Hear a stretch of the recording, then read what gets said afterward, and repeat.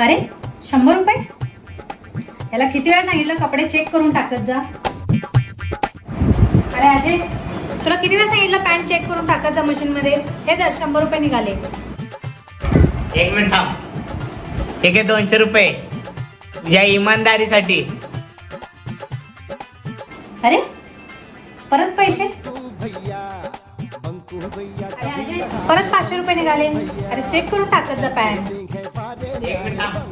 म्हणजे एवढी इमानदार कोण असते सांग. 1000 रुपये ठेव तुला. थँक्यू.